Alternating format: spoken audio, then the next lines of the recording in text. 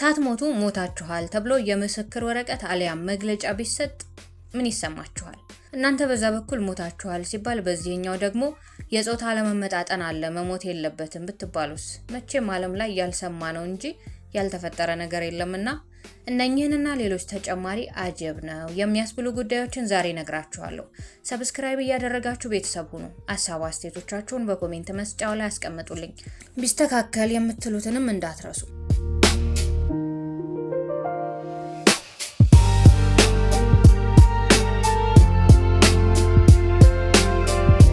የመጀመሪያው ከፍተኛ የሆነ የሴት ወይንም የወንዶች እጥረት ያለባቸው ሀገራት ሲባል ምን ትላላችሁ? ይህ ማለት ተቃራኒ ጾታ እጥረት ያለባቸው ሀገራት አሉ ማለት ነው። ከነኚህ ቀዳሚ የምትሆነው ደግሞ ከፍተኛ አንስት ጾታ እጥረት ያለባት የዴንማርክ አካል የሆነችው ራስ ገዟ አውሮፓዊት ደሴት ፋራኦ ናት። በዚህች ደሴት ውስጥ ከሚኖሩ ዜጎች ወንዶች አብዛኛውን ቁጥር ይዛሉ። በዚህች ሀገር ሚስት ማግኘት በታድሎ የሚፈጠር የስንት ጊዜ እድል ነው። አብዛኞቹ በዚህ ደሴት የሚኖሩ ሴቶች የፊሊፒንስ እና የታይላንድ ሴቶች ናቸው። ለምን ከተባለ ደግሞ እድሜ ለበይነ መረብና ለኢንተርኔት ይግባውና በእነዚህ የመገናኛ አውታሮች በመጠቀም ባሎቻቸውን አግኝተው ፋራኦ ደሴት ስለሚጓዙ ነው። ሀብታም ዜጎች የሚኖሩባት ይህች የፋራኦ ደሴት 54000 ዜጎች ብቻ የሚኖሩባት ናት። በዚህች ደሴት 100% የተማሩ ዜጎች እንዳሉም ይገለጻል። ታዲያ ምን ይሆናል? ሚስት የለም። የተማሩና ሀብታም ዜጎች መኖራቸው ያላትን የተቃራኒ ጾታ ቁጥር አለመመጣጠን ሊፈታላት አልቻለም፣ እንደውም ባያብሰው። በሌላ በኩል ደግሞ በጦርነት ሁሌም የሚናጡና ችግርን የሚያስተናግዱ ሀገራት ደግሞ በተቃራኒው የተባዕት ጾታ እጥረት ይታይባቸዋል። ከነኚህ ቀዳሚዋ ደግሞ የቭላዲሚር ፑቲን ሀገር ሩሲያ ናት። በሩሲያ ካሉት ዜጎች ውስጥ 77 ሚሊዮን የሚሆኑት ሴቶች ሲሆኑ 66 ሚሊዮን የሚሆኑት ደግሞ ወንዶች ናቸው። ይህም ማለት በሁለቱ ጾታዎች መካከል ያለው የቁጥር ልዩነት 11 እና ከዛ በላይ ሚሊዮን ነው ማለት ነው። የሩሲያ ሴቶች ከወንዶች መብለጥ የጀመሩት ከሁለተኛው የዓለም ጦርነት በኋላ መሆኑም ይገለጻል። ሩሲያ በዚህ ጦርነት ያኔ የሶቪየት ህብረት ማለት ነው ብዙ ዜጎች አናታለች። ከዛን ጊዜ ጀምሮ የመጣው ይህ ችግር አሁንም መቀጠሉ ነው የሚነገረው። ዓለማችን ላይ ቤላሩስ፣ ዩክሬን፣ ሩሲያ እና ላትቪያ ከፍተኛ የተባዕት ጾታ እጥረት የሚታይባቸው ሀገራት ናቸው። ይህ የሆነው ደግሞ ታሪካቸው ሲታይ ያለፉበት የጦርነት ዳፋ ያመጣባቸው ውጤት ነው። ሩሲያና ዩክሬን አሁንም ቢሆን ጦርነት እያካሄዱና በከፍተኛ ሁኔታ የዜጎች ህልፈት እያጋጠማቸው ይገኛል። አሁን የያዙት ችግር አንሶ ወደፊትም ምን ሊፈጠር ይችላል የሚለው አሳሳቢ ነው። ጓደኛ ሲታማ ለኔ ብለህ ስማ ይላሉ አበው። ይህን ጉዳይ ኢትዮጵያን ብታስብበት የሚከፋ አይደለም።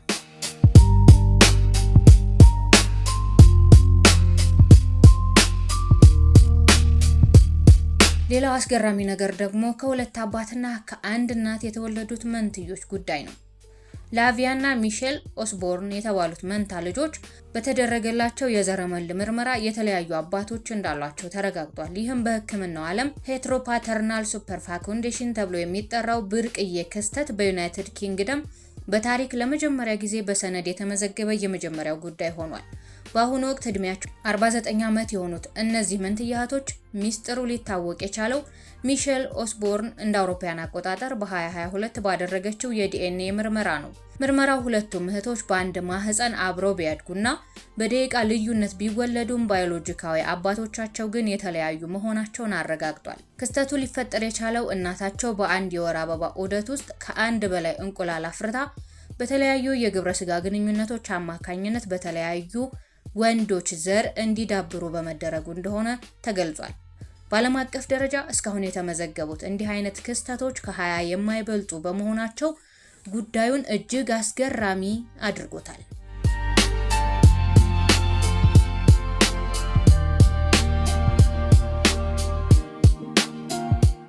ሶስተኛው ጉዳያችንን እናንሳ። ከብዙ መጠበቅና ትዕግስት በኋላ ወላጆች ብዙ ጊዜ አንዱ በቂ የሆነ ልጅ ሲወልዱ ይታያል። በጥንት አባቶቻችን ዘመን አባታችን አብርሃም ካረጀ በኋላ ይስሐቅን ወለደ። የእመቤታችን ቅድስት ድንግል ማርያም ወላጆችም እንዲሁ ናቸው። ከሰሞኑ የተሰማው ዜና ግን የሚያስገርም ነው። በሐረር ከተማ በህይወት ፋና ስፔሻላይዝድ ሆስፒታል አንዲት እናት 5 ህፃናትን በሰላም ተገላግላለች። የ35 ዓመቷ ወይዘሮ በድሪ አደም 4 ወንድና 1 ሴት ልጆችን ተቀብላለች። የሶፊ ወረዳ ነዋሪ ወይዘሮ በድሪያ ከአሁኑ የወሊድ ሂደት በፊት የሌሎች 3 ልጆች እናት ናቸው።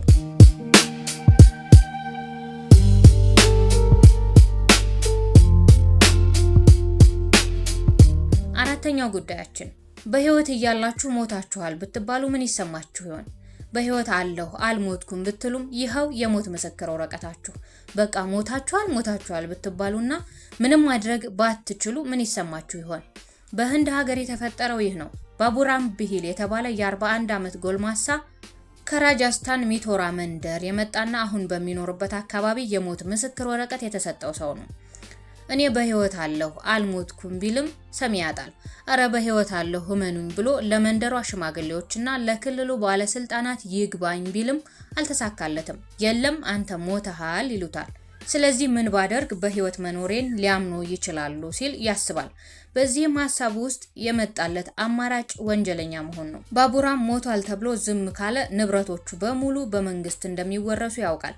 ስለዚህ ወንጀለኛ መሆን ለችግሩ ትኩረት ለመሳብ ከሁሉ የተሻለው መንገድ ነው ወደሚል መደምደሚያ ላይ ደረሰ። ሐምሌ 19 2024 ላይ ቢላዋና የቤንዚን ጠርሙስ በመያዝ በአካባቢው ያለውን ትምህርት ቤት ማሸበር ይጀምራል። አልሞትኩም ሲል እረ ሞተሃል መንፈስ መሆን አለብህ ያሉት አካላትም በቁጥጥር ስር አውለውታል። ይታያችሁ እንግዲህ ሰው በህይወት እያለ የሞት ምስክር ወረቀት ሲሰጠው። በህንድ እንዲህ አይነት ወንጀሎች በብዛት ይፈጸማሉ። ብዙ ጊዜ ምክንያታቸው ደግሞ የቁራጭ መሬት ጉዳይ እንደሆነም ይገለጻል። የጆሮ ቀለብ ያርግልን ነው የሚባለው መቼም።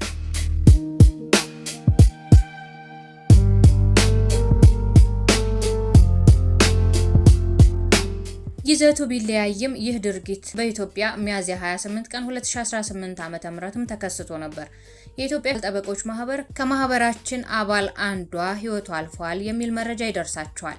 በመረጃው መሰረት የማህበሩ አባላት የሆኑ ሰዎች ተሰብስበው መቃብር ስፍራ ይሄዳሉ።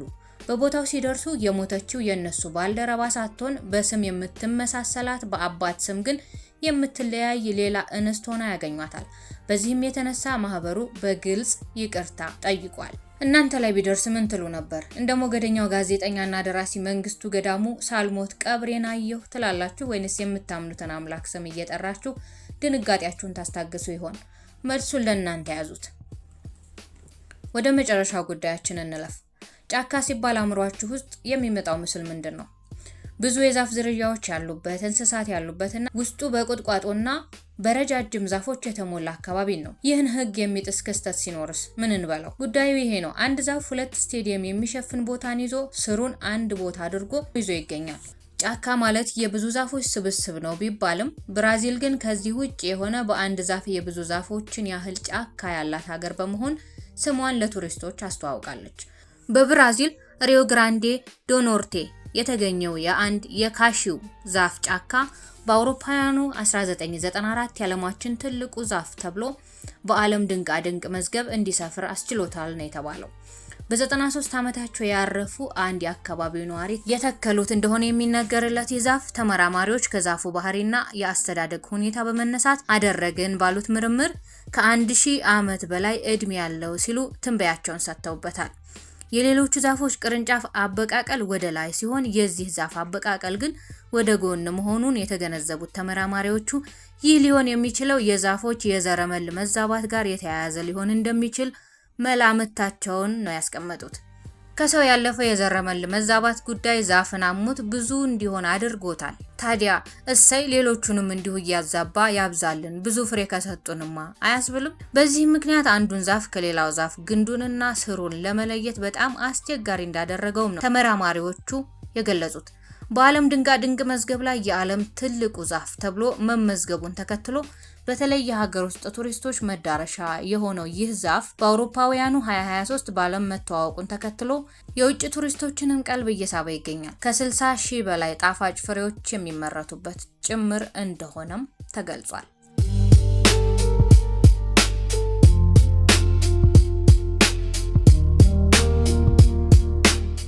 የዛሬ ዝግጅታችን ይህ ነበር። ሐሳብ አስተያየቶቻችሁን ማስቀመጥ እንዳትረሱ። ሰብስክራይብ እያደረጋችሁን ቤተሰብ ሁኑ።